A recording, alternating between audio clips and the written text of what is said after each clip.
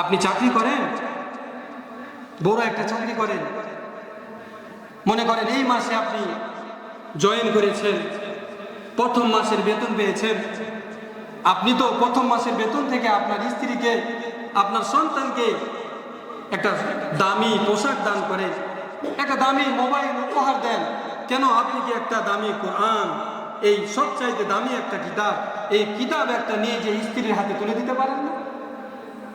যে আমার এটা প্রথম উপার্জনের টাকা, আমি আমার সফলতা জীবনে আমার প্রথম কষ্টের উপার্জন, সেই কষ্টের টাকা থেকে আল্লাহ তাআলা যে আমাকে উপার্জন করার হিকমত দান করেছেন, শক্তি দান করেছেন, আল্লাহ তাআলা যে তৌফিক দান করেছেন, একটা উত্তম রিজিকের ব্যবস্থা করে দিয়েছেন, এজন্য প্রথম উপার্জনের টাকা দিয়ে ও স্ত্রী, ও সন্তান, ও বাবা, ও মা, তোমার জন্য একটা কোরআন শরীফ উপহার নিয়ে এসেছে।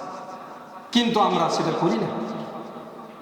যদিও বাসায় তালাশ করা হয়, খোঁজ নেওয়া হয়, তাহলে দেখা যাবে তাকের উপরে ময়লা পরে পরে কোরআন শরীফটা 1 বছর থেকে পড়ে আছে।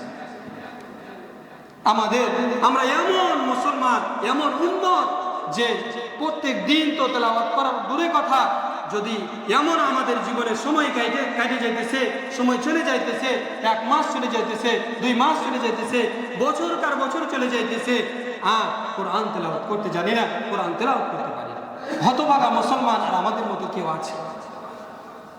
অথচ আপনি অন্য ধর্মের লোকদেরকে জিজ্ঞাসা করেন, ইহুদিদেরকে, খ্রিস্টানদেরকে, হিন্দুদেরকে, তাদেরকে জিজ্ঞাসা করেন, তাদের যে কিতাবগুলো আছে, তাদের যে ধর্মকে অনুসরণ করার জন্য যে বই পুস্তকগুলো আছে, তাদেরকে আপনি জিজ্ঞাসা করেন, প্রশ্নবাদ করেন। আপনারা তো টেলিভিশনে অনেক সময় অনেক খবরাখবর দেখেন তাদের প্রশ্নের উত্তর কি ফটাফট মুখে উত্তর বের হইতেছে। কিন্তু একজন মুসলমানকে যদি জিজ্ঞাসা করা হয়, ও বাবা সূরা ফাতিহা তেলাওয়াত করো তো, উত্তর দিতে পারবে। ও বাবা দোয়া কুনুতটা তেলাওয়াত করো তো, দোয়া কুনুতটা পরে শোনাও তো, করতে পারবে না। এক রিকশাওয়ালাকে, এক ভিডিওতে দেখলাম, এক রিকশাওয়ালাকে একজন জিজ্ঞাসা করেছে, একজন মিডিয়ার লোক, যে আমাদের নবীজির নাম কি, বলতে পারবে না। নাউজুবিল্লাহ।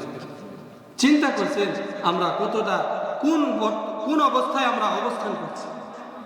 আমাদের নবীজির নাম জানে না, ও আবার সূরা ফাতিহা কেমনে জানবে? এখানে যতগুলো মুসল্লি বসে আছে, আমি গ্যারান্টি দিয়ে বলতে পারি, যদি বাছাই করা হয় 100টার ভিতরে 90টা মানুষ সূরা ফাতিহা ঠিকমতো তেলাওয়াত করতে পারে।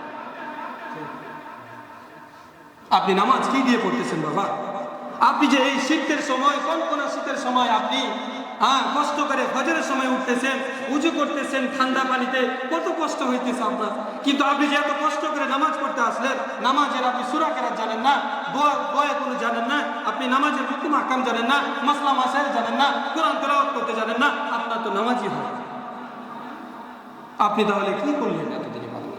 আপনার বয়স 70 হয়ে গেছে, 80 হয়ে গেছে, 90 হয়ে গেছে, 100তে পা দিয়ে দিয়েছেন, আপনি সূরা ফাতিহা ঠিক মতন পড়তে পারেন না, আপনি একটা ছোট সূরা জানেন না, সব থেকে আদনা সূরা কাউসার, ইন্না আতাইনাকাল কাউসার, এই সূরাটাও যদি জিজ্ঞাসা করা হয় তো 2, 3, 4, 5টা ভুল করে দেবে।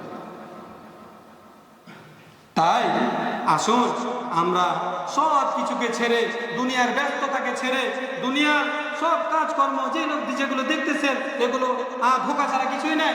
এগুলো পৃথিবীর জমিনে আমরা যে গাড়ি বাড়ি নিয়ে দৌড়াইতেছি, অর্জন করার জন্য এত মেহনত করতেছি, এগুলো কিছুই না। এগুলো সব পিছনে ফেলে একটা সাদা কাপড় করে আপনি দুনিয়া ছেড়ে চলে যান। এজন্য আসুন সব কিছু ছেড়ে দিয়ে আল্লাহ তাআলার কোরআনকে আঁকড়ে ধরি, আল্লাহ তাআলার কোরআনকে আঁকড়ে ধরে বাঁচবো। আল্লাহ সুবহানাহু ওয়া তাআলা আমাদের প্রত্যেককে এই কোরআনুল কারীমকে আঁকড়ে ধরে ব্যক্তিগত জীবন থেকে নিয়ে রাষ্ট্রীয় জীবন পর্যন্ত আমল করার তৌফিক দান করেন। আমিন।